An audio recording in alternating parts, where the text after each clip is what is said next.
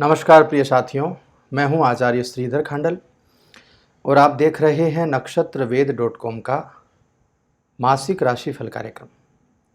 इस मासिक राशिफल कार्यक्रम में आज इस वीडियो में बात करने जा रहा हूं मकर राशि और मकर लग्न के जातकों के लिए कैसी व्यवस्थाएं रहेंगी मई के महीने में। मई का महीना क्या खुशखबरी लेकर के आया है और क्या ऐसी बातें होंगी जो हमें संभालना पड़ेगा या उसके लिए रेमेडी करनी पड़ेगी। तो चलिए कार्यक्रम को प्रारंभ करते हैं। और कार्यक्रम को प्रारंभ करने से पहले आपको एक बात सूचित भी कर दूं कि ये जो राशिफल मैं आपको बताने जा रहा हूं ये गोचर पर आधारित है, आपकी लग्न राशि और आपकी चंद्र राशि पर आधारित है। इसको आप अपनी कुंडली का परामर्श बिल्कुल भी मत समझिएगा, आपकी कुंडली का परामर्श ये कतई नहीं है। तो चलिए कार्यक्रम को प्रारंभ करते हैं। सबसे पहले बात कर लेते हैं गोचर में ग्रहों की क्या व्यवस्था अभी मकर राशि वालों के लिए बनी हुई है। सूर्य मेष राशि में रहेंगे 14 मई तक और उसके पश्चात वृषभ में चले जाएंगे। मंगल की बात करें तो 17 मई तक मीन राशि में हैं, उसके पश्चात मेष राशि में चले जाएंगे। बुध की बात करें तो 24 अप्रैल से वृषभ में रहेंगे और पूरे महीने वृषभ में ही रहेंगे, किंतु 10 मई को वृषभ में वक्री होंगे, 12 मई को अस्त हो जाएंगे, 30 मई को फिर से उदय होंगे और 3 जून तक वो 3 जून को वृषभ में मार्गी होंगे। गुरुदेव बृहस्पति भी मीन राशि में चल रहे हैं, मीन राशि में ही रहेंगे पूरे महीने। 13 अप्रैल को इन्होंने गोचर किया था मीन राशि में, अपनी खुद की राशि है उनकी। शुक्र की बात करें तो 27 अप्रैल से वो मीन राशि में गुरुदेव बृहस्पति के साथ में ही चल रहे हैं। 23 मई को मूव करेंगे, मेष में चले जाएंगे। शनि की बात करें तो 29 अप्रैल 2022 से अपनी खुद की राशि कुंभ में चल रहे हैं, कुंभ में ही चलते रहेंगे पूरे महीने। 4 जून 2022 को कुंभ में वक्री हो जाएंगे। राहु मेष राशि में चल रहे हैं, मेष में ही चलते रहेंगे और केतु तुला राशि में चल रहे हैं, तुला में ही भ्रमण करते रहेंगे। तो ये व्यवस्था ग्रहों की रहेगी आपके मई महीने के लिए। अब ये जो व्यवस्था बनी हुई है ग्रहों की गोचर में, तो इस व्यवस्था के चलते मकर लग्न और मकर राशि क्या व्यवस्थाएं बदलेंगी, क्या व्यवस्थाएं अच्छी होंगी। सबसे पहले बात कर लेते हैं नौकरी के बारे में। यदि आप मकर राशि के जातक हैं, मकर लग्न के जातक हैं, तो करियर की दृष्टि से मेरी बात मानिएगा, इतना ज़बरदस्त समय है आपका जिसका कोई तोड़ ही नहीं है, इतना प्यारा समय है। महीने के पूर्वार्ध में दशम भाव के स्वामी शुक्र के तृतीय भाव में स्वराशि के बृहस्पति के साथ में युक्त होने से आपको ज़बरदस्त फायदा मिलेगा, क्योंकि दशम भाव का स्वामी शुक्र जो है वो 3rd हाउस में आ गया है और स्वग्रही बृहस्पति के साथ में उसका गोचर है। आपके नौकरी में आपके प्रमोशन के पूरे पूरे चांसेस मुझे दिखाई देते हैं। इसके बाद आपके बॉस, आपके अधिकारी आपसे इतने खुश होंगे कि आपको सम्मानित भी कर सकते हैं। नौकरी के सिलसिले में यदि आपको विदेश जाना हो तो आपकी कंपनी के द्वारा ही ये संभव हो जाएगा। इसके अतिरिक्त नौकरी को लेकर के यात्रा करने के बहुत सारे योग इस समय आपके बनेंगे। सरकारी नौकरी की जो विद्यार्थी तैयारी कर रहे हैं उनको सरकारी नौकरी मिलने की संभावना भी बहुत ही ज़्यादा बनेगी, क्योंकि सरकारी नौकरी के कारक सूर्य और गुरु ज़्यादा होते हैं और यहाँ पर आपकी जन्म राशि और लग्न राशि के आधार पर अभी आपके जो कारक हैं वो शुक्र हैं और शुक्र गुरु के साथ में युति कर रहे हैं। तो सरकारी नौकरी में भी थोड़ी ज़्यादा मेहनत करिए, इस समय पासा पलटने के चांसेस रहेंगे। बहुत ज़्यादा कठिन प्रयास से बृहस्पति नौकरी देते हैं, इस बात का ध्यान रखिएगा। बस सरकारी नौकरी में जाना है तो अपने आप को भूल जाइए, इतनी पढ़ाई करिए, इतनी तैयारी कीजिए ज़बरदस्त लाभ उन ग्रहों का आपको मिल जाएगा। यदि आपकी कुंडली में भी ऐसे योग हैं, आपकी कुंडली में, आपकी जन्माक्षर में, जन्म पत्रिका में यदि सूर्य अच्छे हैं, बृहस्पति अच्छे हैं और कारक हैं नौकरी के, तो इस समय आपको ज़बरदस्त संभावनाएं बन रही हैं। इस समय वाणी में इतना आकर्षण होगा आपके अंदर कि सब लोग आपसे प्रभावित होंगे। हर प्रकार के काम बनने की संभावना है आपकी। यदि नौकरी नहीं मिली है, नौकरी की तलाश में है ना, तो आपकी मनोकामना पूर्ण होगी। यानी कुल मिलाकर के यदि मैं कहूँ कि नौकरी करने वालों के लिए यह समय सोने में सुहागे वाला समय है। आप लोगों को मेहनत करनी चाहिए और नौकरी की दिशा में ज़बरदस्त लाभ हैं, बशर्ते आपकी कुंडली में भी अच्छी व्यवस्थाएं हों। बहुत बहुत लाभ मिलने की संभावना है आपको। अब आगे बढ़ते हैं, बात करते हैं व्यापारियों के लिए। महीने के उत्तरार्ध में सूर्य और बुध पंचम भाव में युक्त हो जाएंगे। व्यापार करने वालों के लिए, शेयर बाजार वालों के लिए, सट्टा बाजार वालों के लिए, सबके लिए बहुत अच्छा समय है, बहुत अनुकूल समय रहेगा। हालांकि मेहनत बहुत ज़्यादा होगी, कठिन समय होगा। मेहनत के लेवल से मेहनत ज़्यादा होगी, सफलता मिलेगी।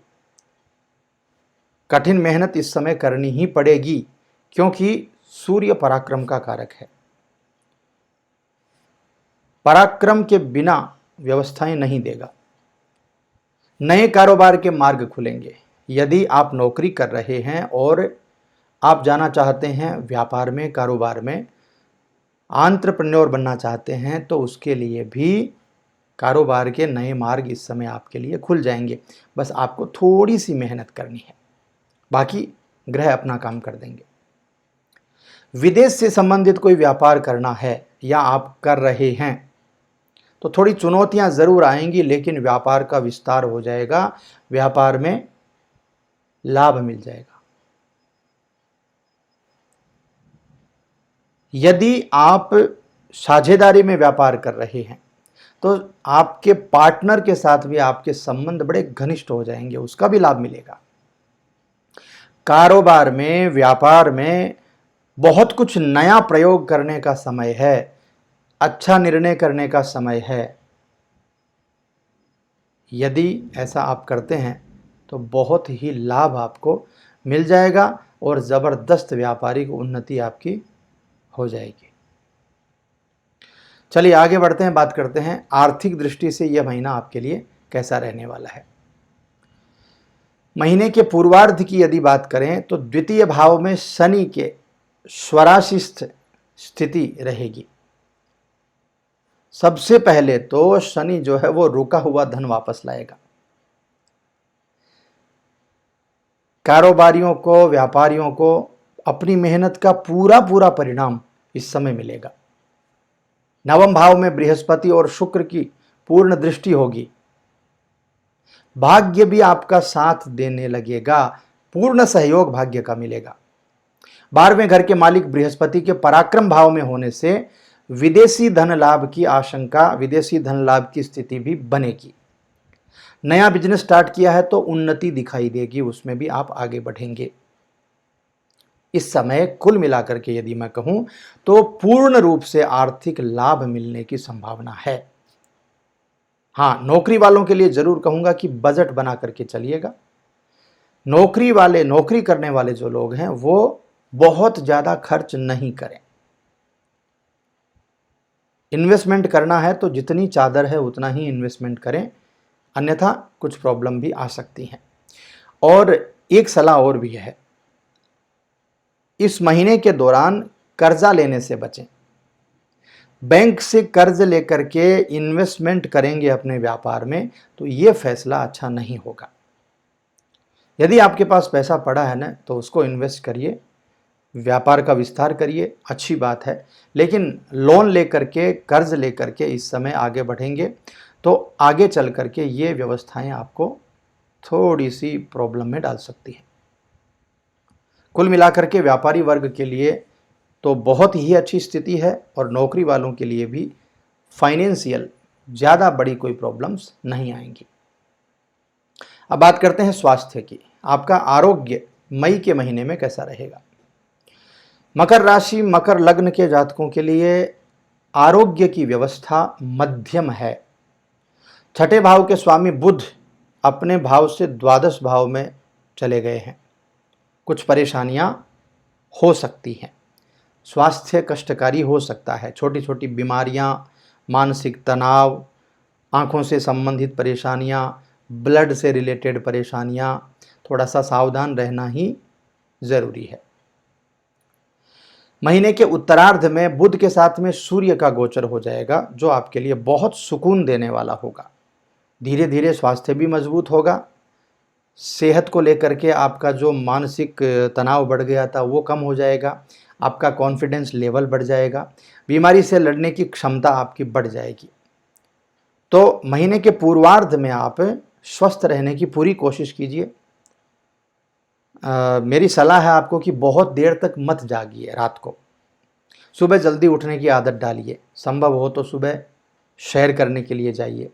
खाने में हरी सब्जियां, फल का सेवन करिए। खास करके पेट का ध्यान रखिए। पेट का ध्यान रखना बहुत ज़्यादा ज़रूरी है।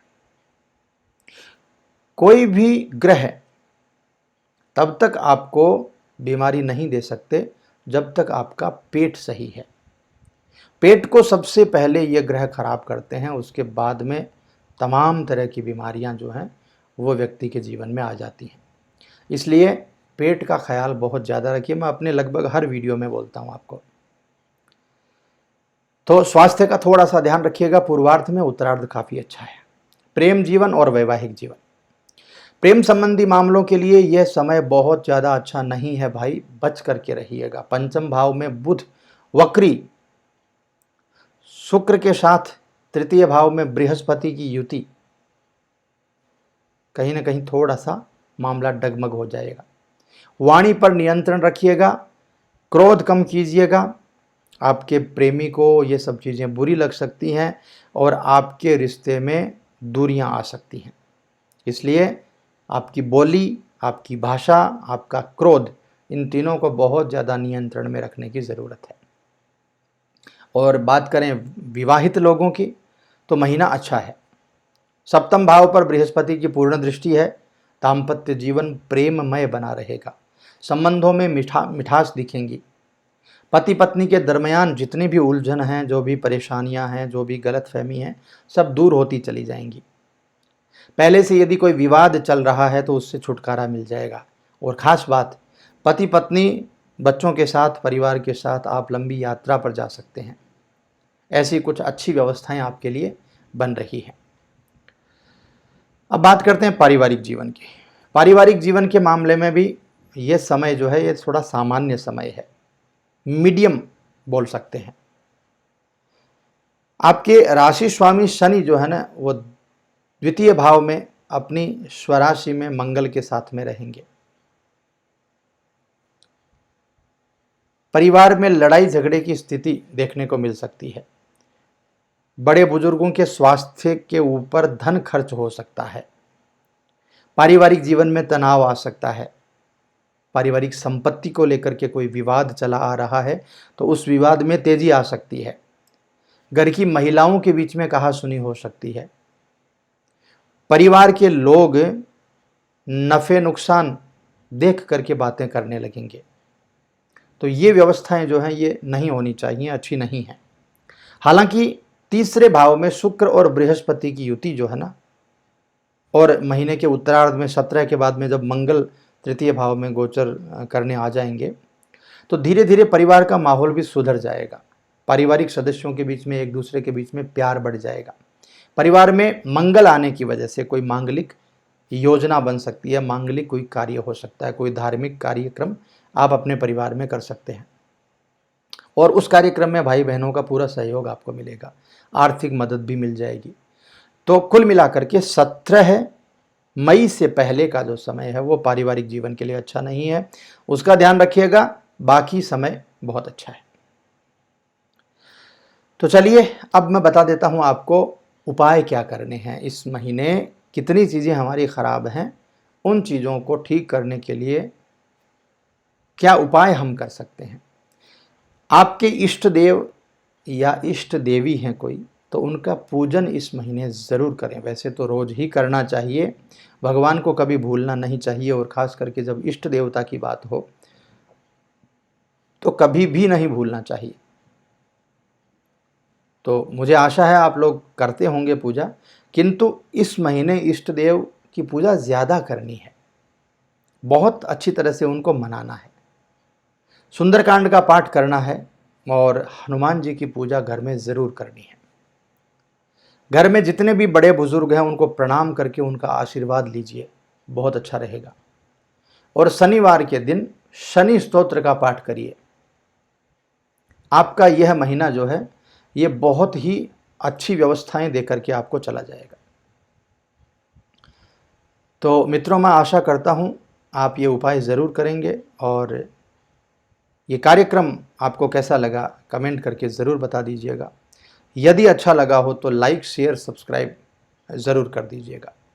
थोड़ा सा लाइक शेयर सब्सक्राइब करने में आप लोग कंजूसी करते हैं, थोड़ा सा ध्यान करिए। और यदि कार्यक्रम अच्छे लगते हैं आपको तो इस चैनल को आगे बढ़ाने की कोशिश भी ज़रूर करिए, क्योंकि बिना पाखंड के, बिना किसी लाग लपेट के हम लोग बहुत जेन्युइनली आपको ये प्रेडिक्शन देने की कोशिश करते हैं।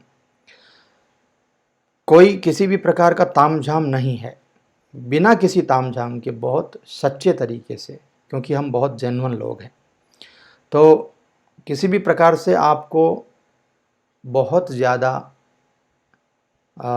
यदि अच्छा लगता हो कार्यक्रम तो आप लोग इग्नोर मत करिए, लाइक शेयर ज़रूर करिए सब जगह पर, और सब्सक्राइब भी करके रख लीजिए। आगे आने वाले समय में बहुत अच्छे अच्छे वीडियोज़ आएंगे, आपको आपका ज्ञानवर्धन होगा, आपको साथ मिलेगा। तो मैं मिलता हूँ आपसे अगले किसी कार्यक्रम में, तब तक के लिए आप खुश रहिए, आनंदित रहिए, अपने परिवार के साथ में रहिए और सदा खुश रहिए। भगवान बहुत कृपा करें आपके ऊपर।